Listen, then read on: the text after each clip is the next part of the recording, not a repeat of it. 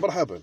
هذا الفيديو هذا بالضبط هو جا بسبب واحد المجموعة ديال التعليقات اللي جات على الفيديو السابق اللي كنت درت على الطاقة، وخاصة من بعض الجزائريين اللي كانت التعليقات ديالهم تحاول تبين بأن المغرب راه يعيش في الظلام، والمغرب عنده إشكال فيما يتعلق بالطاقة وبإيجاد الموارد ديال الطاقة، وأنه من بعد ما النظام الجزائري قطع الأنبوب ديال الغاز على المغرب يعاني، والمغرب عنده إشكال كبير فيما يتعلق بمصادر ديال الطاقة، وأن المغاربة اليوم تعيشوا أزمة كبيرة، وأنه مثل هاد التعليقات. وهذا دليل على أن الناس وخاصة هاد الجزائريين ما فهموش جيدا ذاك الفيديو، وما بغاوش يفهموا ذاك الفيديو، وما بغاوش يطرحوا التساؤلات اللي كان من المفروض خصهم يطرحوها من بعد ما شافوا هذاك الفيديو. لان كاين واحد المجموعه ديال الاشياء اللي كان من المفروض انهم يتساءلوا عليها، والمفروض انهم يشوفوا علاش البلد ديالهم في اشكاليات رغم انهم عندهم مصادر طاقه، وقارنوها بالمغرب اللي ما عندوش مصادر طاقه، واللي كتكلفوا الطاقه غاليا، ورغم ذلك يحقق نتائج اقتصاديه اللي هي كبيره. وبالتالي كان خصهم يوضعوا هاد السؤال، ماشي يمشيو في إطار اللي باش يبينوا بأن راه المغرب عنده أزمة وهذه، لأن الفيديو ما كانش فيه سجال، وما كانش فيه واحد النقاش اللي غير موضوعي. هو نقاش موضوعي اللي توجه للمغاربة بشكل أساسي، ولكن الإخوة الجزائريين قحموا نفسهم في هذا النقاش، وخرجوا على ذاك الإطار الموضوعي، وبداوا في شي كلام اللي هو غير صحيح. لهذا انا بان لي بانه كان من المفروض ندير هذا الفيديو باش نوضح واحد المجموعه ديال الامور. حنا ملي كنقولوا بان المغرب عنده اشكال في الطاقه، ما تنقصدوش بان المغرب ما عندوش اليوم الطاقه، كنقصدوا بان الطاقه مكلفه بالنسبه للمغرب، وهذا الشيء خصو يحفز المغرب انه يمشي بشكل حثيث وبشكل سريع فيما يتعلق بالانتقال الطاقي ديالو، باش ما يبقاش يعتمد على المصادر ديال الطاقه اللي احفوريه اللي ما كايناش في المغرب. وهذه حقيقه، حنا ما عندناش بترول وما عندناش الغاز، وهذا الشيء لا يغير في المعادله شيء، ولا يغير في الامر شيء. وماشي حنا غنكذبوا اليوم ونقولوا لا راه عندنا الطاقه وراه عندنا الغاز وعندنا البترول، هادشي حنا ما عندناش. بالتالي اليوم حنا المغرب الطاقه هي مكلفه بالنسبه لينا، وكتخلينا نبذلوا واحد الجهد كبير فيما يتعلق بالموارد الماليه باش نجيبوا هاد الطاقه. وهذه حقيقه ما كنتهربوش منها وما كنخافوش منها، ولا تغير في الامر شيء. حنا ملي قلنا بان الفاتوره الطاقيه ديالنا بحال مثلا في 2022 وصلت ل 16 مليار ديال الدولار، هذه حقيقة، وهذا رقم موجود ونقر به ونعترف به، ولكن في المقابل نحقق نتائج اقتصادية رغم أن عندنا كلفة طاقية اللي هي كبيرة، ولكن تنحقق نتائج اقتصادية على مستوى السياحة، على مستوى الصناعة اللي ولات كتشكل 15% من الناتج الداخلي الخام ديال المغرب، من خلال كذلك صناعة السيارات، من خلال صناعة الطائرات، من خلال الإلكترونيك، من خلال الفلاحة.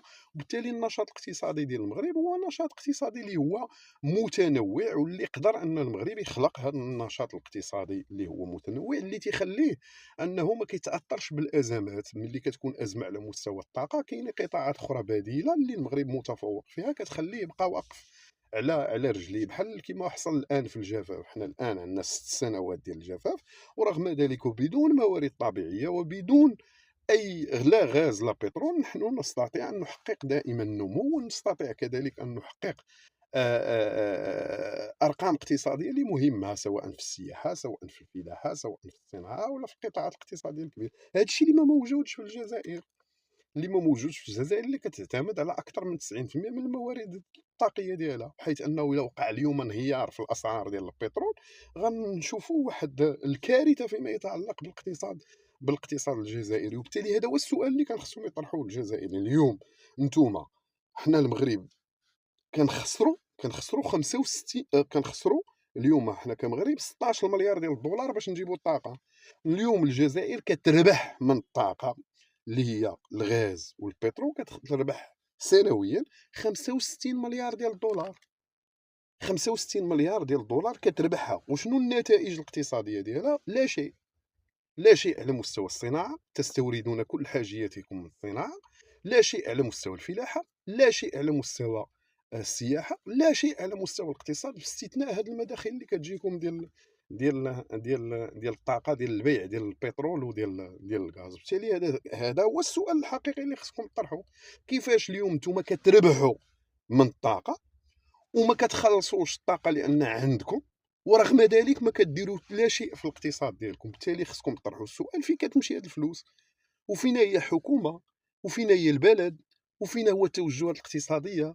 وفينا هي اليوم السياسة اللي ممكن أنها تجعل من الجزائر واحد البلد متطور، اللي ما تبقاش عنده الفقر، اللي ما يبقاش عنده الناس اليوم عندهم طوابير على الأكل، عندهم طوابير حتى على مصادر الطاقة. تخيل معايا أن بلد اليوم كيربح من التصدير ديال الطاقة اللي هو الغاز والبترول، كيربح منها 65 مليار ديال الدولار بشكل سنوي، وما تيخلصش الفاتورة الطاقية ديالو بشكل سنوي اللي ممكن أنها توصل لواحد 16 مليار. يعني الكلفة ديال الطاقة وما يربحه الجزائر من الطاقة تقدر توصل حتى لواحد 80 مليار ديال الدولار. ورغم ذلك في هذا البلد اللي هو منتج واللي هو مصدر ديال الطاقة، الناس كدير طوابير باش تحصل على بوطة ولا باش تحصل على إمكانيات فيما يتعلق بالطاقة.